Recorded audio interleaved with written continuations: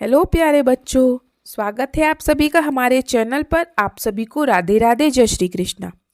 बेटा, आज आपकी अंकुर अभ्यास पुस्तिका कक्षा 3 पर्यावरण की क्लास होने वाली है, क्लास नंबर 33। इसमें हमारा सप्ताह 17 का दिवस 4, 5, 6 चलेगा और ये हमारी नई किताब है 2024, 25, 26 की। तो फटाफट से अपनी अपनी अभ्यास पुस्तिका निकाल लीजिए और चैनल को सब्सक्राइब कर लें, ठीक है। चलिए मेरे साथ साथ प्रश्नों को हल कीजिए फटाफट से। सप्ताह 17 का दिवस 4, अभ्यास क्रमांक 1। नीचे दिए गए कार्यों को उनमें लगने वाली पानी की मात्रा को ज्यादा से कम के क्रम में लिखिए। मतलब सबसे ज्यादा पानी किस में उपयोग होता है ये बताओ। पीने में, आटा गूंथने में, घर धोने में या खेत में पानी देने में।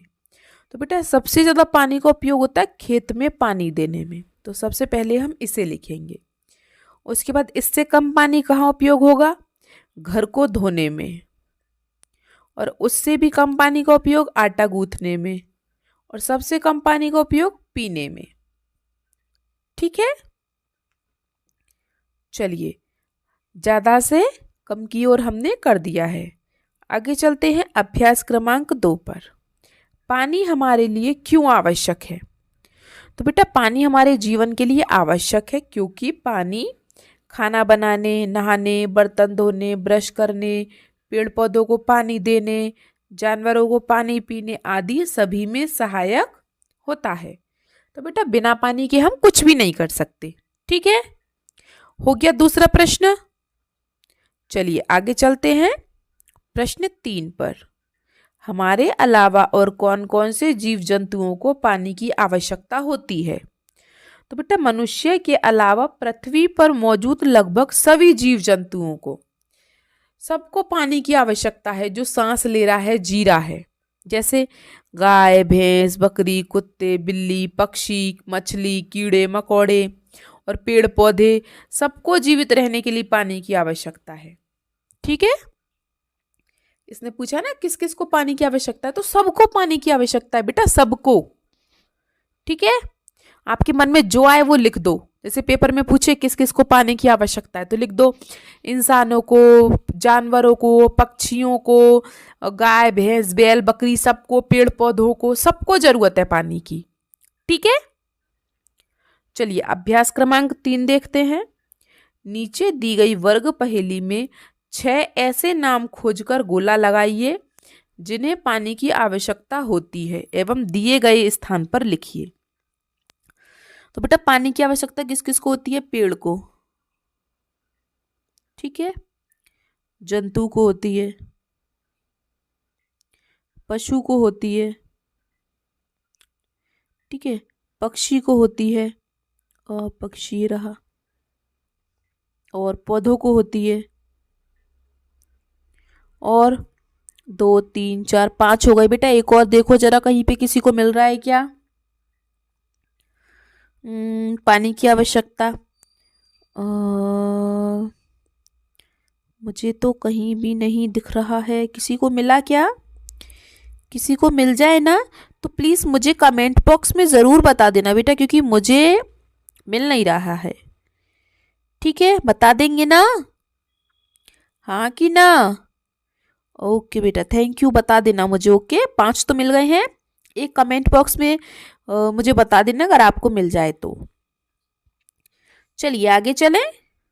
चलिए आगे चलते हैं प्रश्न 2 पर।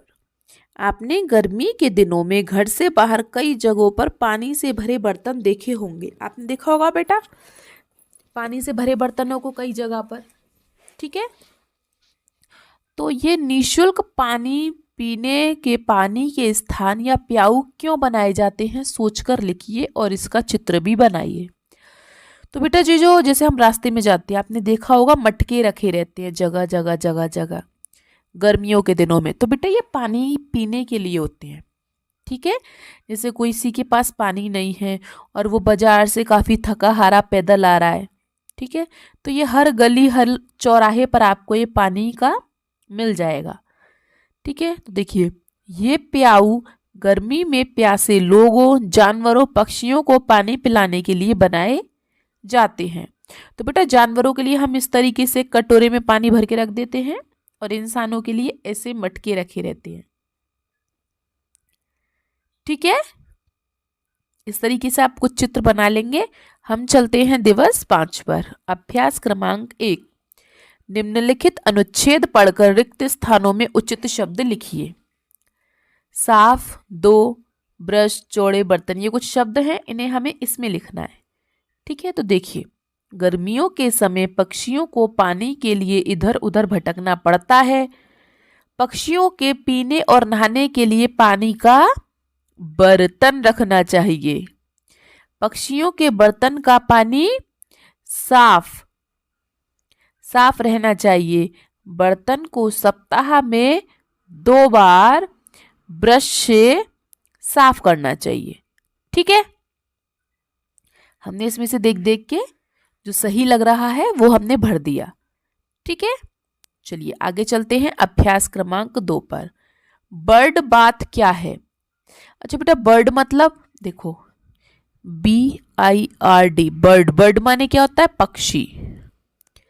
ठीक है, बाथ मतलब एक कुछ बच्चे सोच रहे हैं कि बाथ माने नहाना होता है। बाथ का मतलब बेटा एक पात्र होता है, एक बर्तन, एक ऐसा बर्तन जो ज्यादा गहरा ना हो, मतलब थोड़ा बस इतना गहरा हो, थोड़ा सा। ठीक है, तो ये मतलब होता है बर्ड बाथ का। तो बेटा बर्ड बाथ क्या है? बर्ड बाथ एक बर्तन या पात्र होता है, ठीक है, जिसमें पक्षी पानी पीते हैं और नहाते हैं। ठीक है बेटा, तो बर्ड बाथ क्यों बनाए जाते हैं? अभी बनाया मैंने, अभी बताया, पक्षी पानी पीते और नहाते हैं इसलिए बनाए जाते हैं। तो बेटा बर्ड बाथ पक्षियों को पानी पीने और नहाने के लिए बनाए जाते हैं, खासकर गर्मियों के महीने में, जब पानी के प्राकृतिक स्रोत सूख जाते हैं। जब नदी तालाब सूख जाते हैं, खासकर तब गर्मियों में बर्ड बाथ बनाए जाते हैं पक्षियों के लिए। ठीक है, चलिए अभ्यास क्रमांक 3 देखिए। क्या आपके परिवार या आपने कभी पक्षियों को पानी पिलाने की व्यवस्था की है? हाँ बेटा, मैंने तो की है। आप बेटा हमेशा याद रखें, अभी आप छोटे हैं तो आप अपनी मम्मी से बोल दीजिए, पापा से बोल दीजिए, गर्मियों में अपनी छत पर हमेशा एक बर्तन में पानी भरकर रखें जो ज़्यादा गहरा ना हो, जो बर्तन ज़्यादा गहरा ना हो, हल्का सा गहरा हो, और कुछ अनाज के दाने भी डालें पक्षियों के लिए। ये बहुत पुण्य का काम होता है। ठीक है, ये एक बहुत अच्छा काम है, खासकर से गर्मियों में। ठीक है, चलिए अभ्यास क्रमांक 4 देखिए। पक्षियों पर कोई कविता लिखनी है भाई, जैसे कि मैंने लिखी है, कलरव करते सारे पक्षी लगते कितने प्यारे पक्षी, दाना चुगते नीड़ बनाते श्रम से कभी न हारे पक्षी। ठीक है, मैंने ये 4 लाइन लिख दी हैं, आप भी लिख सकते हैं। चलिए, हो गया सबका। अब हम चलते हैं अपने दिवस 6 पर। अभ्यास क्रमांक 1 देखिए। पहला, चित्रों में दिए गए बर्तनों के नाम व उपयोग लिखिए। ठीक है, ये क्या है बेटा? मटका। मटके का उपयोग क्या होता है? पानी भरने में। ये क्या? कुल्हड़। कुल्हड़ मतलब आप मान सकते हो मिट्टी का कप, एक प्रकार से मिट्टी का कप, ये मिट्टी का कप मान सकते हैं आप इसे, जैसे हम कुल्हड़ बोलते हैं। ये बेटा चाय पीने के काम आता है। ठीक है,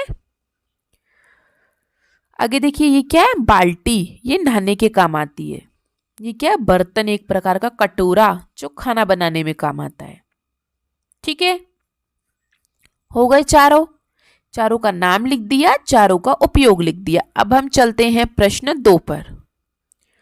उपयोग के बाद बचे पानी का पुनः उपयोग करने के लिए आप कौन कौन से तरीके अपनाएंगे? कोई 2 तरीके लिखिए।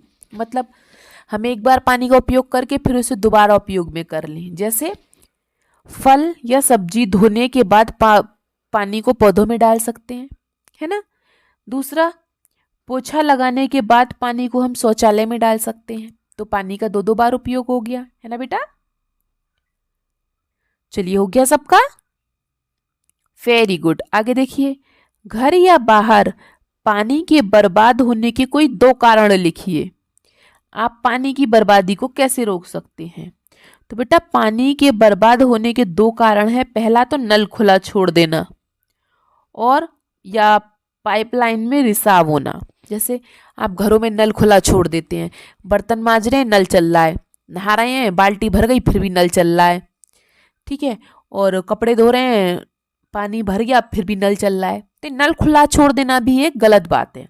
और दूसरा, आपका कहीं से पाइपलाइन फूट गई है थोड़ी सी, आप सोच रहे फूटन दो, थोड़ा थोड़ा ही तो पानी जा रहा है, क्या जा रहा है, कुछ नहीं, ये गलत बात है, ठीक है। तो पहला नल खुला छोड़ देना और दूसरा पाइपलाइन में रिसाव होना। रिसाव मतलब थोड़ा थोड़ा पानी निकल रहा है और आप लोग सोच रहे हो कोई बात नहीं निकलन दो। तो बेटा इसे रोकने के लिए नलों को बंद रखना चाहिए और रिसाव की मरम्मत करवानी चाहिए, ठीक है। आप इसे कैसे रोकेंगे? नल को बंद कर दें और जो वहाँ पानी का रिसाव हो रहा है उसकी मरम्मत करवाएं, ठीक है।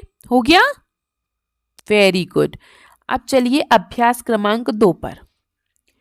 पहला, निम्नलिखित में से आप जिस क्रियाकलाप में पानी की न्यूनतम मात्रा का उपयोग करेंगे उस पर सही का निशान लगाइए। मतलब पानी की न्यूनतम मात्रा मतलब जिसमें सबसे कम पानी का उपयोग हो रहा है उस पर सही का निशान लगाना है। देखो, नहाने में, दांतों को ब्रश करने में, कपड़े धोने में और कमरे में पोछा लगाने में। तो बेटा सबसे कम पानी का उपयोग किस में होगा? दांतों में ब्रश करने में, ठीक है। अगला देखिए, निम्नलिखित में से जिस कार्य में पानी की आवश्यकता नहीं है उस पर निशान लगाना है। जिसमें पानी की जरूरत नहीं है, बेटा खाना बनाने में तो पानी की आवश्यकता होती है, बर्तन धोने में भी पानी की आवश्यकता है और पौधे लगाने में भी पानी की आवश्यकता है। पढ़ने में हमें पानी की कोई आवश्यकता नहीं है, इसलिए हम इस पर निशान लगाएंगे, ठीक है। Very good. चलिए तो अब हम खाली स्थानों पर चलते हैं जो हमें इसमें से देख के भरने हैं। पहला देखिए, पानी में अधिक साबुन और रसायन मिल जाने पर वह उपयोग करने लायक नहीं रहता, ठीक है। दूसरा, पक्षियों को पीने और नहाने के लिए बर्ड बाथ बनाए जाते हैं। तीसरा, हमें पानी का सोच समझकर उपयोग करना चाहिए। अगला देखिए, गर्मियों के दिनों में कई जगहों पर घर से बाहर निःशुल्क पीने के पानी की व्यवस्था की जाती है। हो गया सबका? आगे चलें। चलिए, अभ्यास क्रमांक 3, दिए गए स्थान पर बारिश एवं सकोरा, सकोरा मतलब पक्षियों को पानी देने का बर्तन, उनके चित्र बनाने हैं। तो बेटा बारिश का चित्र ये रहा और सकोरा का चित्र ये रहा, आप दोनों यहां से बना सकते हैं, ठीक है। तो बेटा आपकी अगर मदद हुई हो तो वीडियो को प्लीज़ लाइक शेयर सब्सक्राइब ज़रूर कर दें और जाने से पहले वीडियो को एक बार हाइप ज़रूर कर दें जिससे कि ये वीडियो और बच्चों तक भी पहुंच सके। चलिए मिलते हैं हम आपसे अगली क्लास में। आपका दिन शुभ हो। Have a nice day and thank